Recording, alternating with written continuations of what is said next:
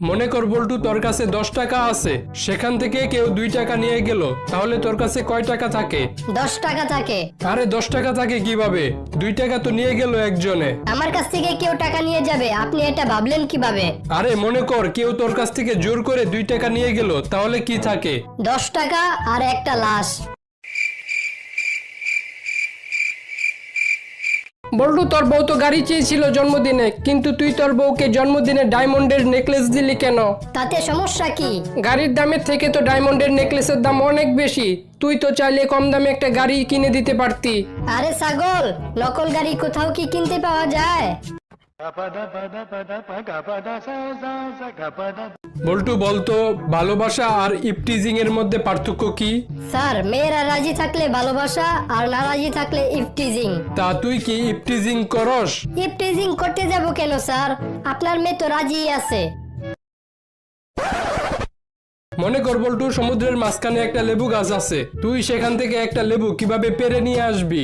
Sir, আমি পাখি হয়ে উড়ে গিয়ে লেবু পেরে নিয়ে আসবো। একটা জলজন্ত মানুষকে পাখি তোর বাপে বানাইবো নাকি?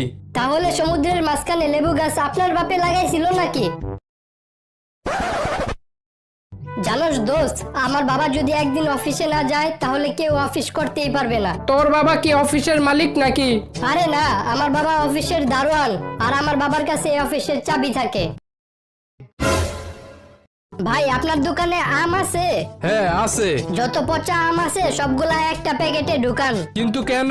আরে আগে ঢুকান, পরে বলতাছি। যতগুলো পচা আম ছিল সবগুলো প্যাকেট করে দিয়েছি। এই পচা আমগুলো এক সাইডে রেখে আমাকে 1 কেজি ভালো আম দেন।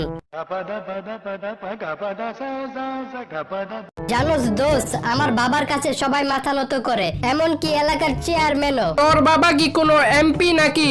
আরে না, আমার বাবা একজন নাপিত। বল্টু, 5টা ফলের নাম বল। এই রে, আমি তো মাত্র 2টা ফলের নাম জানি। কিরে, বলস না কেন? 2টা আপেল, 3টা কমলা। আচ্ছা বল্টু, এমন একটা জিনিসের নাম বল যেটা পুরুষ বানিয়েছে কিন্তু কোনো পুরুষ মানুষ সেখানে যেতে পারে না। Sir, ladies toilet.